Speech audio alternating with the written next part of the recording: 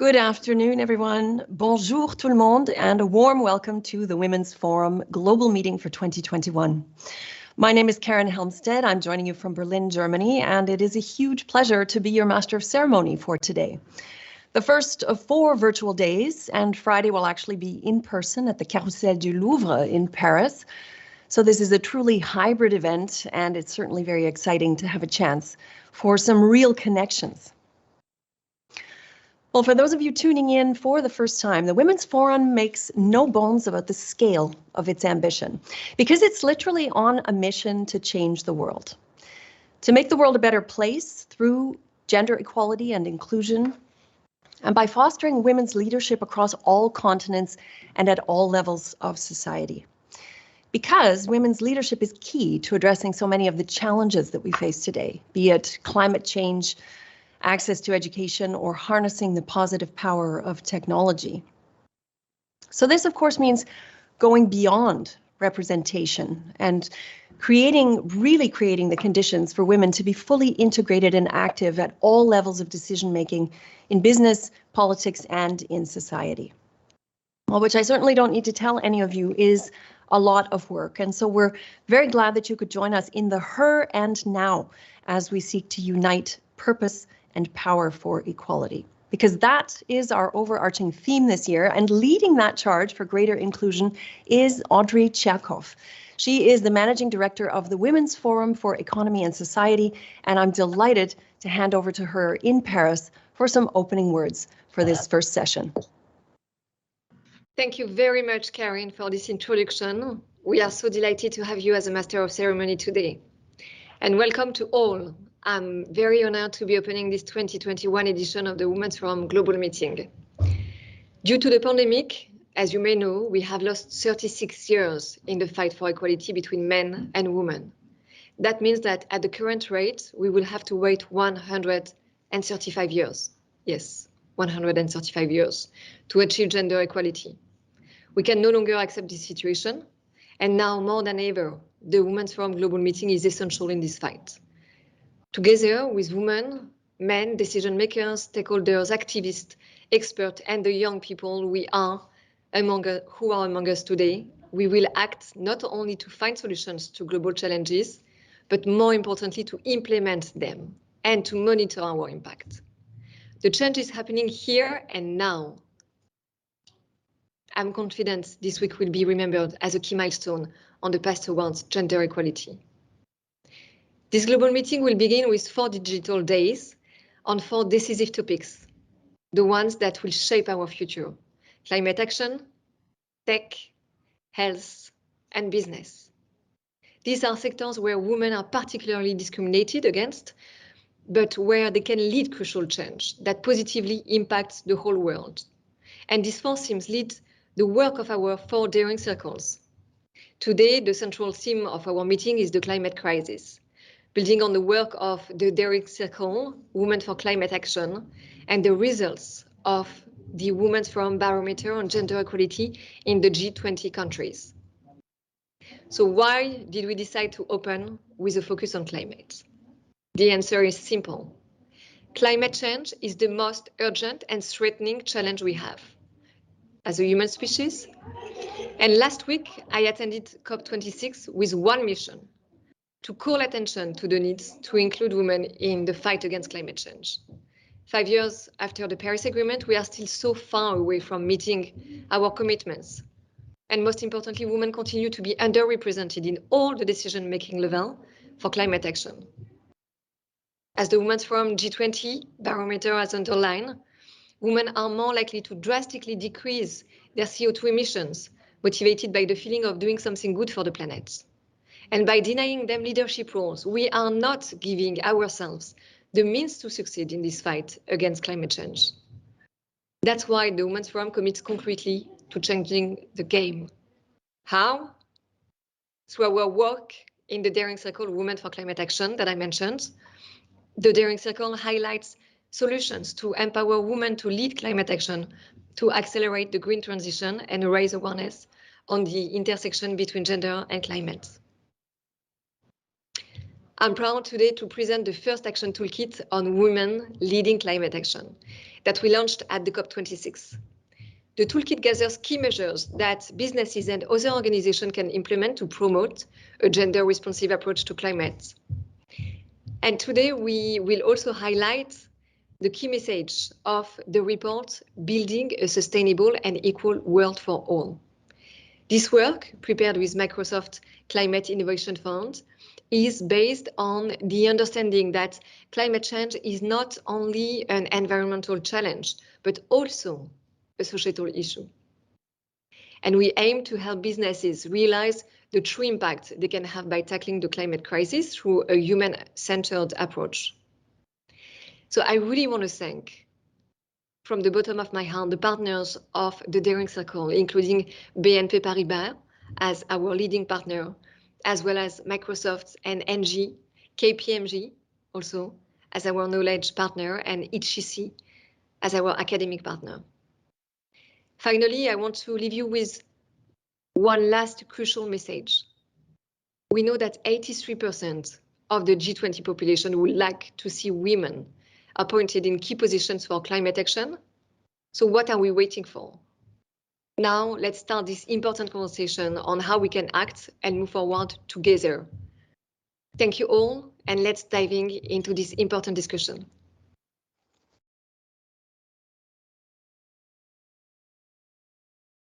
Much to Audrey. What are we waiting for? Thanks to her for those inspiring words and for the news of that first action toolkit, the results of the very hard work of the Daring Circle, Women for Climate Action. Now, she also outlined our themes today: climate action, tech, health, and business. And before we dive into our discussions, a quick reminder for those of you on social media, because each of these 5 days will have a dedicated hashtag.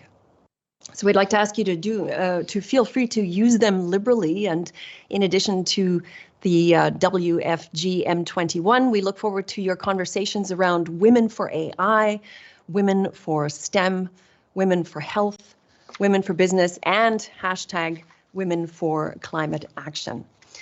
Because that, of course, is our focus for today, coming off of COP26, how to unlock female leadership for a just green future. Now, Audrey made a couple of really key points that I'd like to underscore. And the first one is that climate change is not only an environmental challenge, but also a social issue. And the second, of course, is that the pandemic has widened the global gender gap, effectively wiping out years of progress in the fight for gender equality. Which is why the future of our economies and our societies depend on women's collective action. Numerous studies, as most of you know, have shown that women and girls are most affected by climate change. That as primary caregivers and gatherers of water, food, and fuel in so many parts of the world, they're much more susceptible to its negative impacts. But with that frontline position, women are also uniquely positioned to be agents of change. And this has been clear again and again, and it was just now in Glasgow, where the most familiar faces of climate activism were female. Think of Kenyan activist Elizabeth Watuti or Vanessa Nakate of Uganda, who incidentally is the winner of this year's Next Generation DVF Award, and that's to be presented on Wednesday night at the Women's Forum.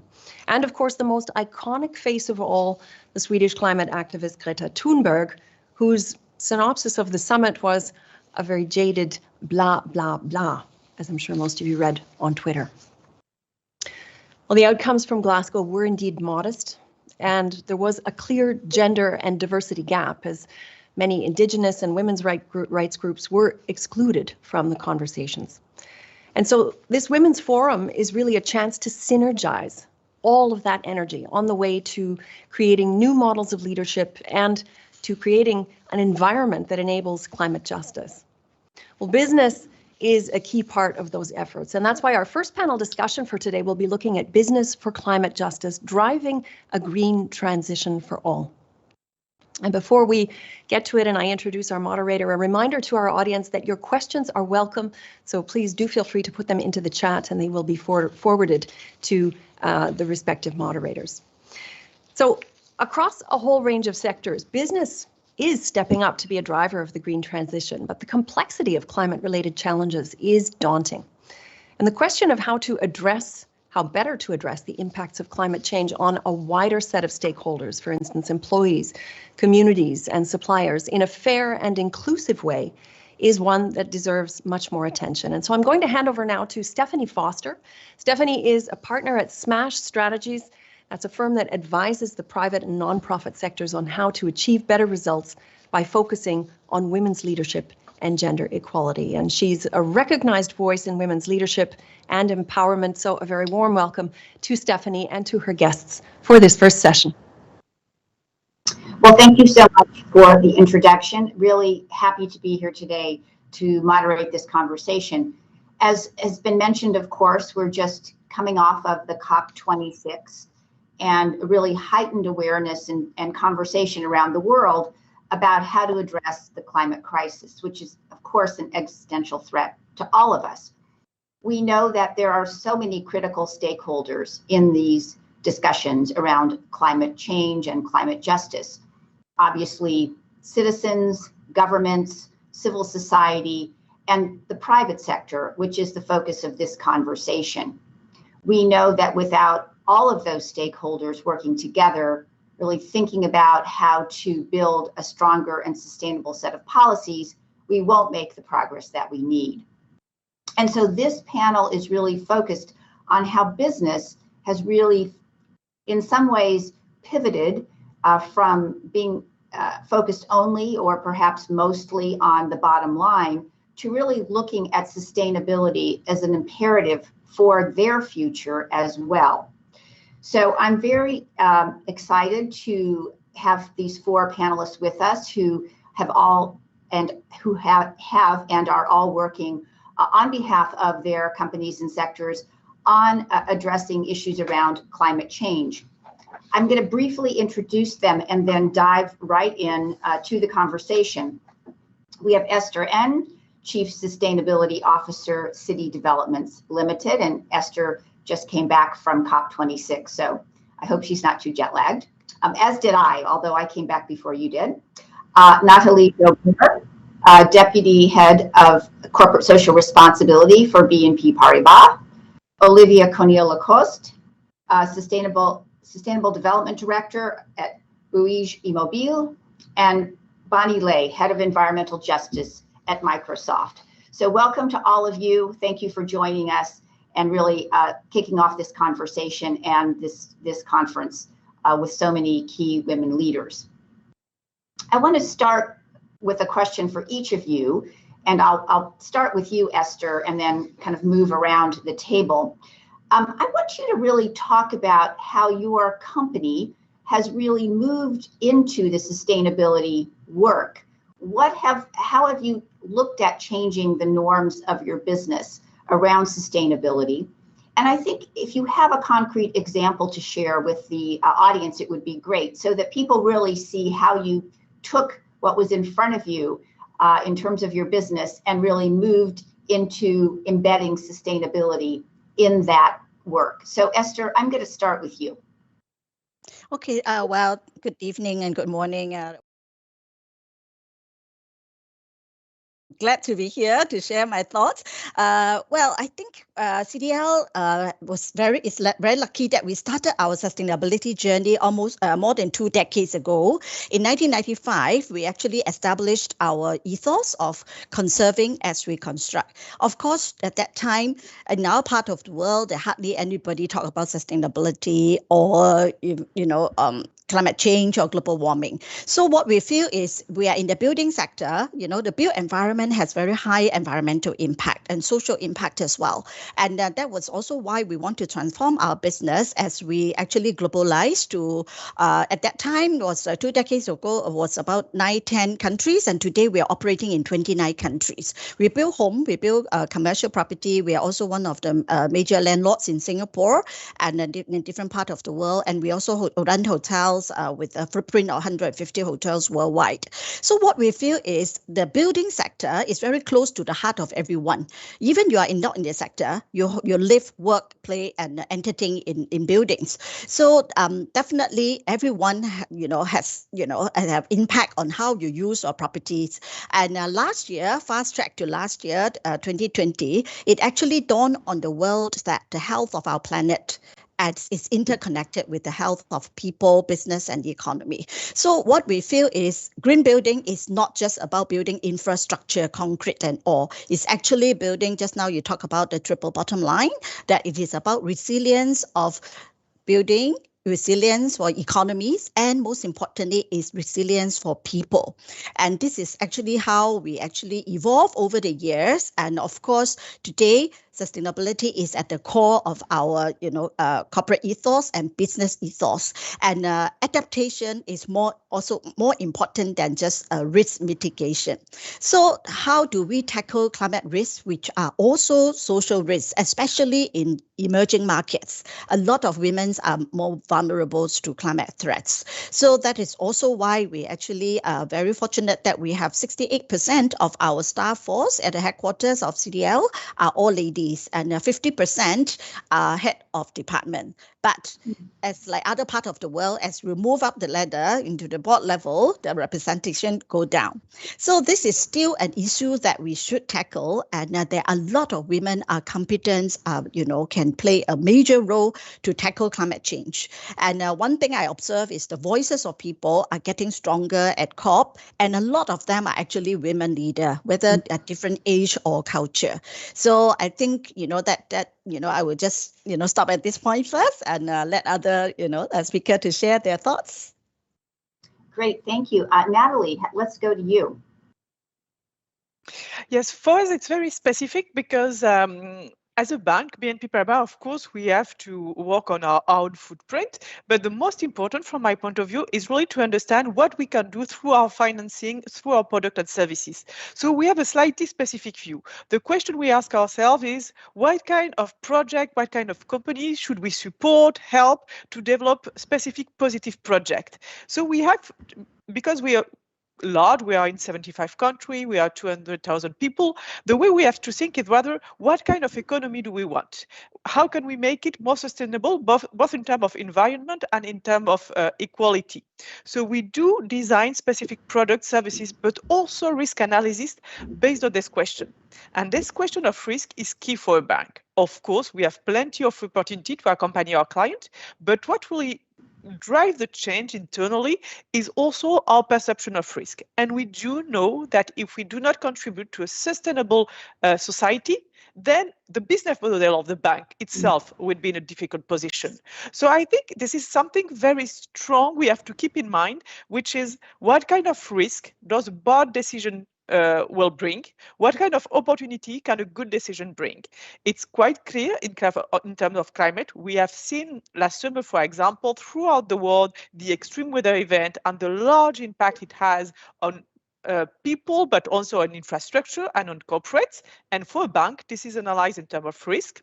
We also know that the impact on women of climate change is bigger than on average, and that because women are more in agriculture, have limited access to finance in some country, they may have a more important cost of climate change. So the way we see it is really, how can we build new tools to accompany those solutions? Mm-hmm.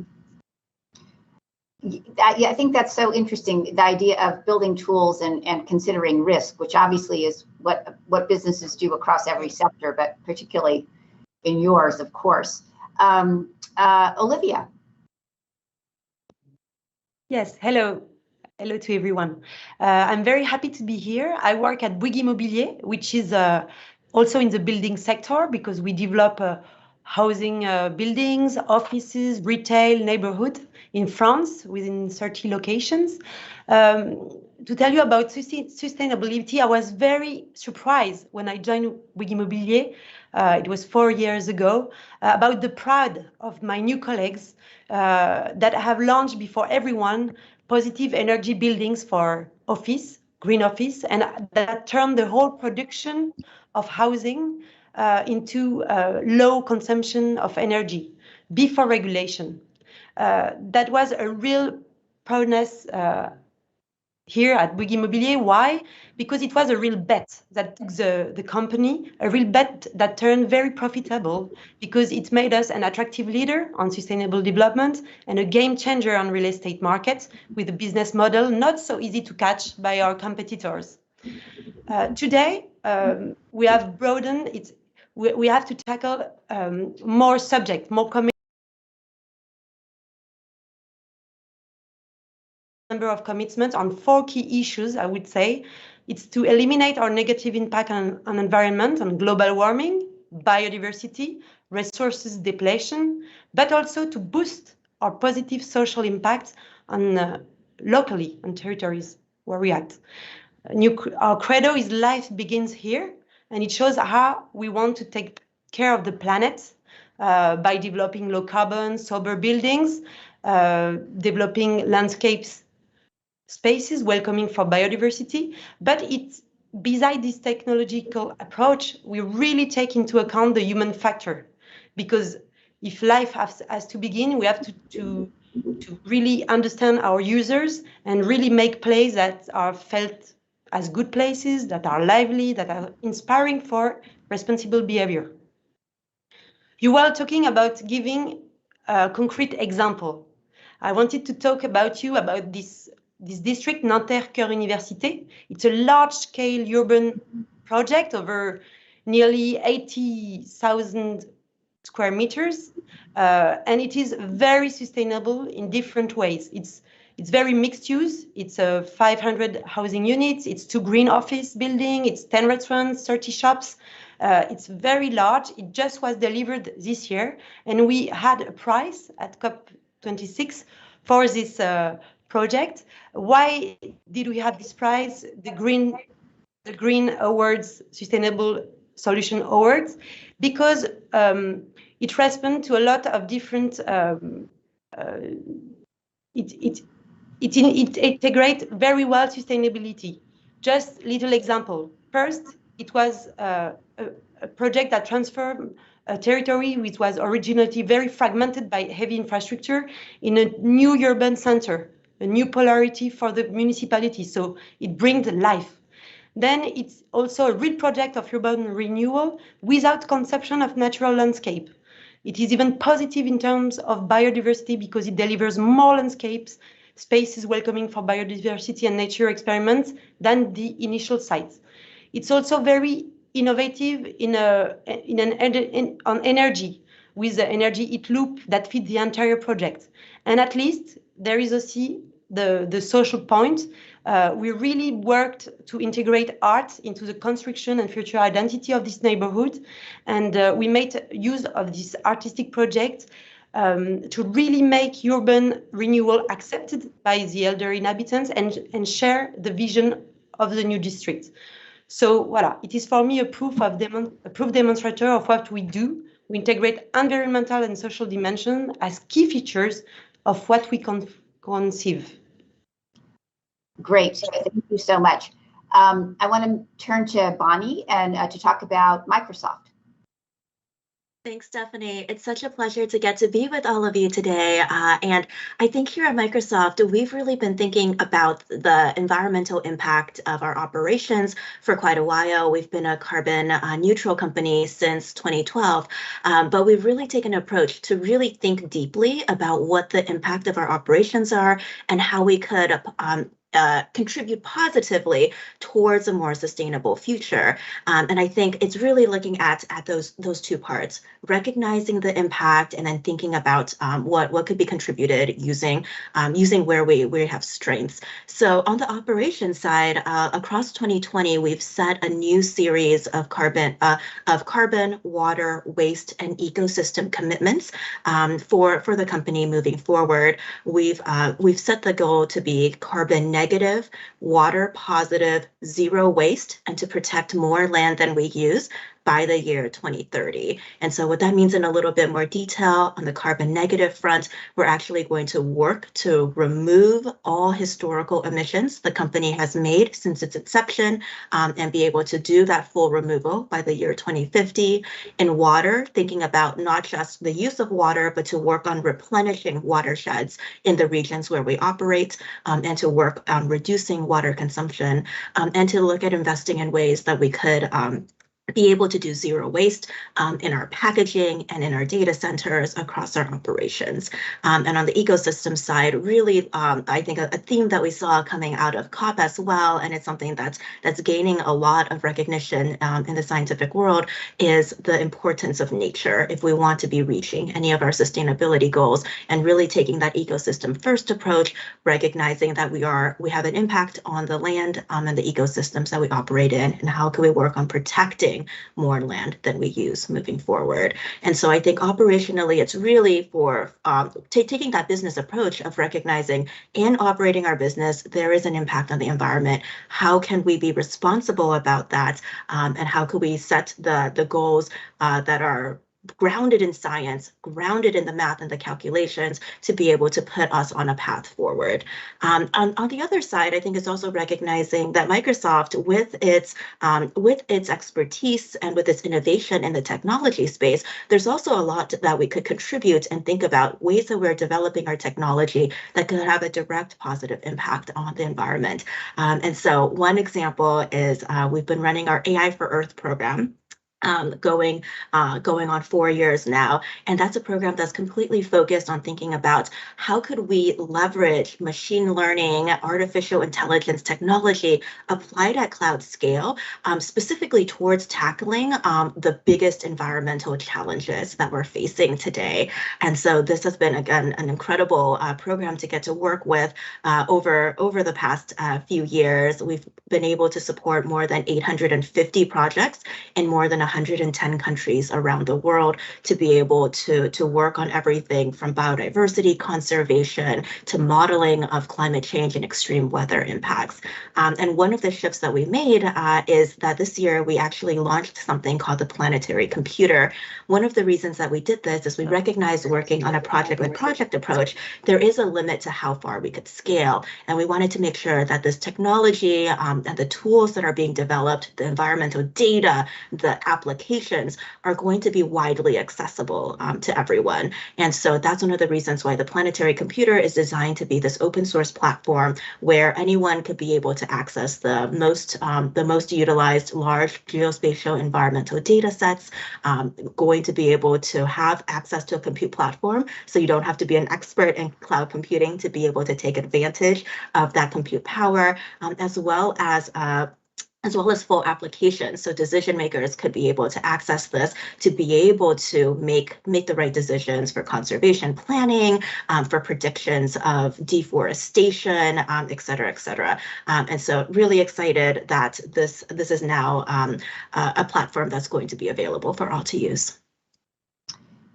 Wow, that's quite a roundup of sort of a tour of all your sectors and the amazing sustainability commitments. I know one overlay, of course, of the COP that was, really alluded to at the beginning is the issue, though, of inequality and the unequal impact of climate change, deforestation, and all these various manifestations of our climate crisis on communities around the globe. And so, Bonnie, I'm going to go back to you because I know that Microsoft has a focus on climate justice. And I would appreciate it, I think, to help us kind of talk about this next part of the conversation, if you could talk a little bit about that, what that means, how you all have come to really focus on climate justice. And then I'm going to move to a couple of audience questions that we've actually received, and then kind of move back into the questions that we have as well.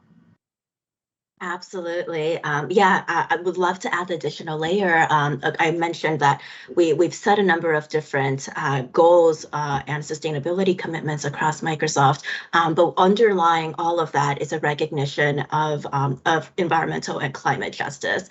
And so what this means specifically is like recognizing first and foremost that the way that climate change has been impacting different populations around the world is inherently unequal. And so the certain populations, certain communities, certain countries around the world are facing more of the devastating negative impacts of climate change than others.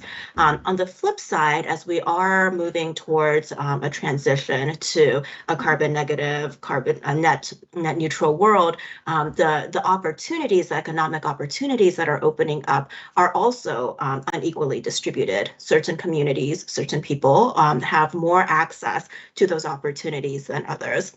And I think it wouldn't be surprising for those of you who are tuning in to recognize that those who are experiencing the negative impacts and those who are experiencing the positive opportunities are not the same groups.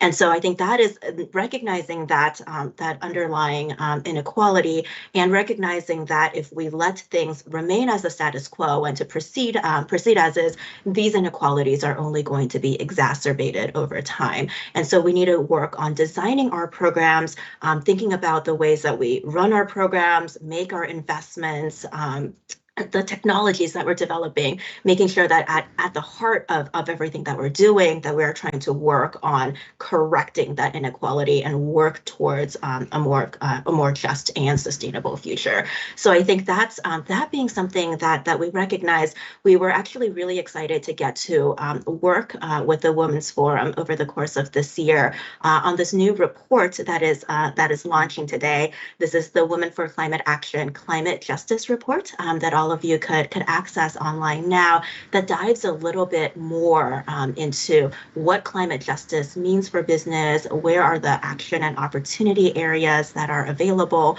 and what are some of these first steps that we could take on working on addressing these inequalities in the ways that we are running our programs. And so I think that's just really, really exciting moving forward. I think just one example, a concrete example of what Microsoft has been doing is in coordination with the launch of our carbon negative commitment. We recognize that it was to be able to hit the ambitious goals that we've set, we need to be investing in new carbon removal and carbon reduction technologies. And so we launched a climate innovation fund, which is $1 billion focused directly on investments in the carbon reduction and removal space to be able to help us reach our goals, as well as other companies be able to take advantage of these technologies as well. And at the heart of that climate innovation fund, we've included equity as one of the main factors in how those investments are being made. So just two examples of investments that really exemplify that. One is in a company called Aclima that is working on being able to use a data-centered approach to be able to, on a very micro scale, actually determine how air quality in specific neighborhoods, on streets and communities can be vastly different, and using that data to work on being able to provide more equitable access to clean air. Another example is an investment in CSIF, which is the Southeast Asia Clean Energy Fund. And this is really working on trying to invest in solutions directly in communities that are the most impacted by climate change. And so data recognizing that regions of Southeast Asia are going to face some of the highest temperature increases and changes, and how can we work on making sure that we're investing in those clean energy solutions that are being developed directly there. And so I think we're really excited about those first examples and excited to work more on centering and moving forward environmental justice as a whole.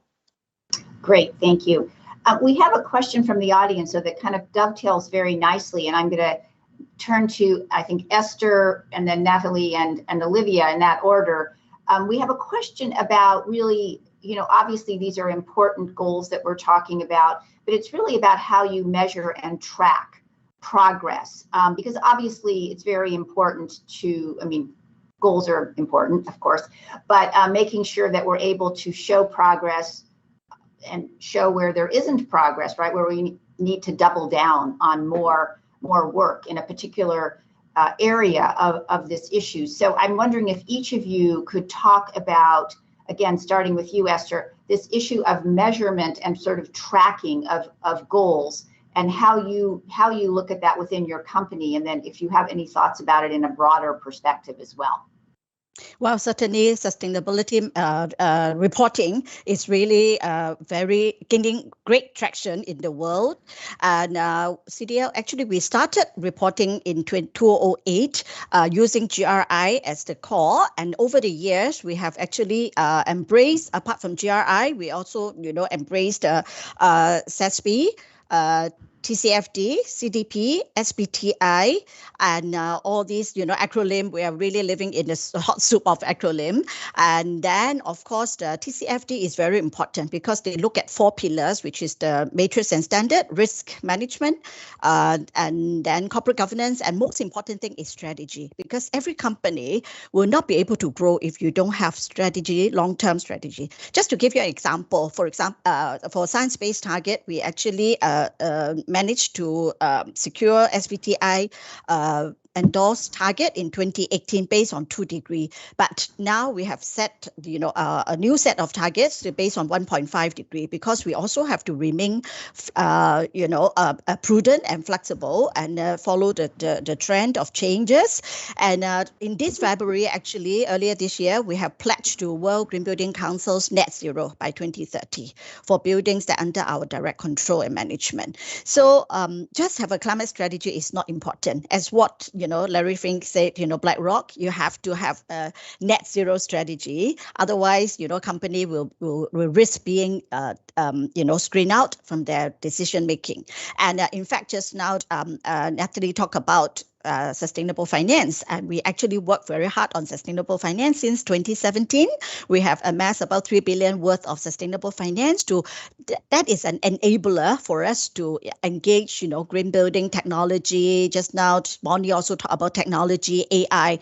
Without technology innovation, you can't move the needle. You can't achieve net zero. Without funding, you also can't achieve it. And I think if I can just sneak in, the next question is about community, because no one company or an individual can change the world alone. So we actually look at the whole value chain, the whole life cycle, from the land seller to the, policymaker, bankers, investors, and home users as well as tenants, how we can get them together. And most importantly is our contractors and the workers. So how do we take care of them? Because those are actually, the social, capitals that we have to build. We need to take care of our people. Anyway, without healthy people, there's no healthy market. Without healthy market, there's no healthy planet and business for all. So this one is a very interesting, intricate, relationship among the, the triple bottom line.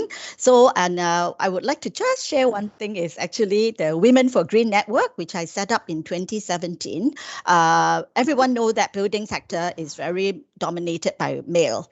And in fact, 20 years ago when I joined the industry, I really dislike, meetings because I'm always surrounded by a lot of guys, and then, but things have changed, especially in Singapore. So women has louder voices, but why I set up this network is also to give confidence and give opportunity for young executives in our male-dominated industry to have the presence, to have the voice, to network together. And we have a Net Zero Sustainability Academy. That is the base of all these, women event and youth for climate event, apart from industries and cross sector, the 3P sectors. So, but we always, give a little bit more attention to women, although climate change should not have a, divide between gender or culture or countries. But we always help to give a nudge, for women to have their presence. And in fact, at COP, if you notice that the picture showing political leader, 130 of them, only 10 women.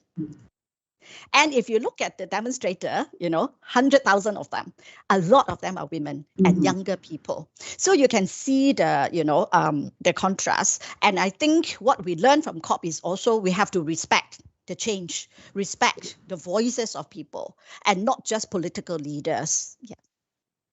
Great, thank you. Nathalie, back to you on the measurement question and tracking of your goals. But I do want to say, I think, Esther, you're so right that the leadership, kind of picture is so skewed and obviously critically important for the conversations this week at the Women's Forum. So I want to acknowledge that you sort of went right to the heart of what the Women's Forum is talking about this week. But Nathalie. Yeah, so jumping on what Esther has just said, we had a bunch of reporting framework where we have to work on.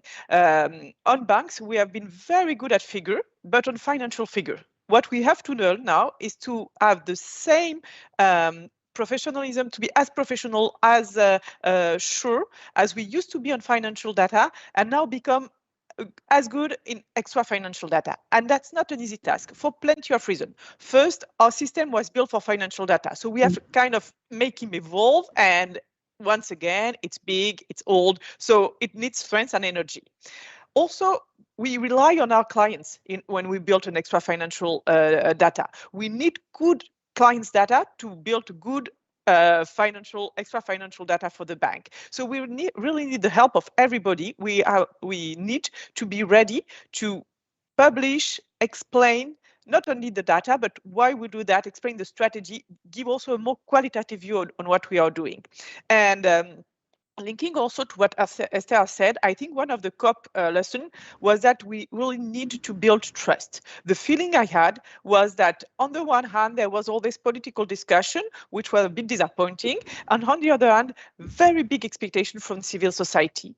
And I think what we have to probably improve is through data, but also through other means, rebuild the trust. And for the banks, what it means is that when we provide data, we need them to be comparable. Otherwise, people will not understand what we are doing. If each bank is designing its own system on its own way, explaining that we are the most wonderful bank and compared to the other, but on different point of view, civil society, external stakeholder will be lost. So this is one of the reasons why we have joined the Net Zero Banking Alliance and the Principle for Responsible Banking under the framework of the UNEP FI, is we strongly believe that if we want to make a change, this change has to be everybody's change, not only one single bank in one single place, and that we will collectively benefit from having the same dynamic, the same momentum, but also we will accept to explain what we are doing in similar ways.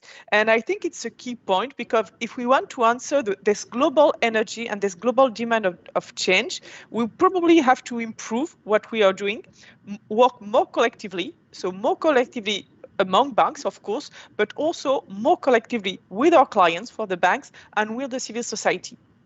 And maybe I would like to make a small point on that. Civil society is asking us to be better and to be quicker. Sometimes the way they ask us is a bit loud, a bit difficult to accept for a large institution, but we do have to take that into account.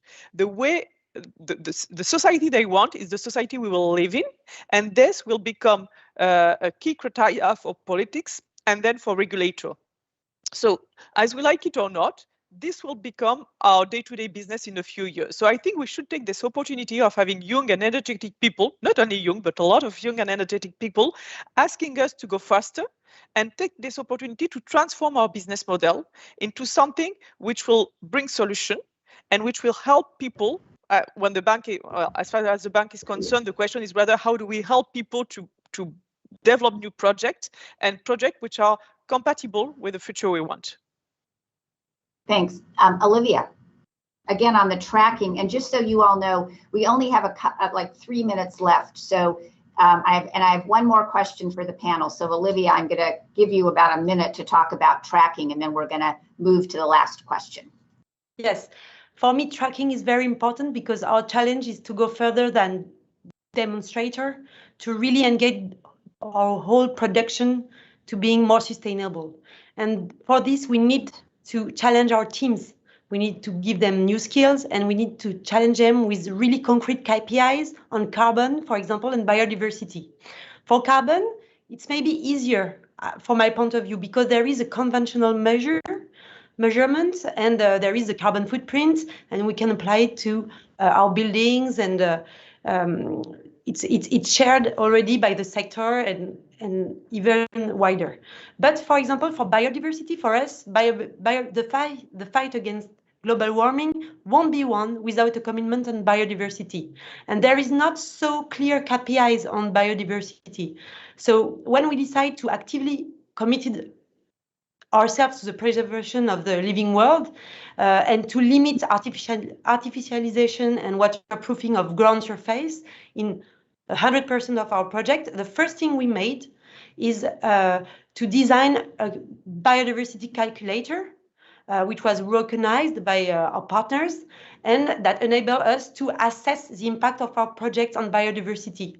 And from 2 years now, we give a score to every construction project we launch, and we ask our teams to target a high performance biotop area factor in our buildings construction projects. So that's a way I think that KPIs are not just here to show what we do, but really to make progress and to challenge our teams. Well, great. Thank you so much. I have one last question for all of you, but before I do, I want to say, I mean, this is a great example of women's leadership in business and women's leadership in climate action. So thank you all for being women leaders and for being part of this conversation. I want to close with a question. I'm going to shift it a little bit because we got some interesting questions from the audience. So I'm going to kind of collapse two questions together and you can answer either one, but again, in a minute. We had a question about collective action and what we can all do together, but also how can we help consumers and customers do better? So those are different things, but I know on this panel we have a lot of expertise. So please either, last word on your views on collective action or how we can help consumers make better choices. So with that, I'm going to start with you, Olivia, and then I'll move around the table. Okay, thank you. Today, we know that a French citizen weighs, if I can say, 12 tons of greenhouse gas effect per year. And to avoid catastrophic effect of global warming, we know that he should divide by 2 his carbon footprint within 10 years, and even lower his footprint to 2 tons per year before 2050. So this is an almost impossible challenge, right? For at least if he does it on his own. So I think that the good news for us is that we can help him. You were talking about how can we help the users. We can help him by developing our housing, office, and spaces and districts. We know that we have an impact on 50% of his carbon footprint. So we can propose him new products to lower his carbon footprint. How? First, of course, by decarbonating our products with a key aim in mind to be in line with the Paris Agreement by 2030 as all the branch of our group, Bouygues. For that, we tend to abandon the 100% concrete and to integrate wood, to integrate low carbon concrete. We did, for example, the tallest tower, one of the tallest tower, 100% in a wooden structure in the east of France. So that can help him to lower his carbon footprint. But on top of that, we can also try to help him to optimize his mobility, limit his movement within an area, or to deliver to him services for short distance consumption. So that's what we do at the level of our district. And here again, we create a calculator to do that and to try to choose between different levels to help the French citizen. Yeah, I have to cut you off because we're running out of time and I need to get to everyone else. So Nathalie, you next, then Esther, then Bonnie. So on how we can help consumers, I will say we need consumer helps to ask their bankers to do more green products and more sustainable products. Having a strong demand from the customer is probably the most effective lever for a bank to move. So we have been developing SRI product for saving, green loans for mobility, green loans for building, but I think that we probably have more things to develop. So if I have to be very short, I would advise each customer to be more demanding towards its bank. Well, the consumer pressure really matters, and it makes a big difference. So great. Esther. Yeah, in fact, we welcome green consumerism because when we first started 10 years ago or 20 years ago, nobody are willing to pay more for green building. So today, especially when we are talking about the Gen Z, which actually started working already, and these are the younger generation who appreciate cleaner, greener, and more sustainable spaces. So how we design the building spaces is like the last 20 months, we were all locked down. So home become a space for work and for social interaction as well. So it's not just home itself. So we need to design something that it is flexible, transferable, and then, we can modify the space, from workspace to living space and social space. And we also look at how we can provide a lot of greenery. Biophilic design is very important because it helps people to calm our mind. And studies show that climate anxiety are hitting the youngest group, which is from 16 to 25. So that was also why we actually supported two young ladies at COP to promote this campaign. We call it Keep Calm and Love Our Planet. Youth can change the future. So we know that the younger generation are more demanding, appreciating of green, but we also know that they are facing a lot of challenges. So we need to engage them, empower them, and help them to become a more, a prudent, consumer to drive climate action. Great, thank you. And Bonnie, you're going to have the last word. Amazing. And I'm going to try to talk fast. So I think two really important points I want to make. Number one, recognizing that, yes, we definitely cannot do this alone as one company. We need to work across partners and across customers. One piece is recognizing that people now do want to make some right decisions. So how can we be very open and transparent and be able to communicate the data in a clear way so that people can make the right decisions off of that? And so we have a sustainability calculator that helps you determine what is actually the environmental impact of using the Microsoft Azure cloud. And so you can actually do those specific calculations and really understand what your own impact is when you're using this product. And also the Microsoft Cloud for Sustainability actually has entire dashboards and ways for you to be able to view and process that data and being able to work on making across your entire company operations and across your supply chain, how you can make shifts to act more sustainably. And then on the other hand, it's also, we want to make sure that sustainability and making sustainable choices is fun and delightful and exciting as well. And so how do we make sure that our products reflect that also? We just launched the first ocean plastic mouse, which is, again, it's beautifully designed and integrates direct plastic collected in the ocean as part of that product design. And so it's like you could think like the actual environmental impact of that is a certain amount, but also just the education and the awareness of the consumers as they're looking at these products and using them. I think that awareness piece is huge also. Well, great. Again, I want to thank the four of you for this amazing conversation, for your leadership, for your company's commitment, and for being honest about the need for consumers and to weigh in and to be part of the conversation and to push you all and the rest of us farther and harder too. So thank you so much. And I will pass this back to the moderator or to the Master of Ceremonies. Thank you.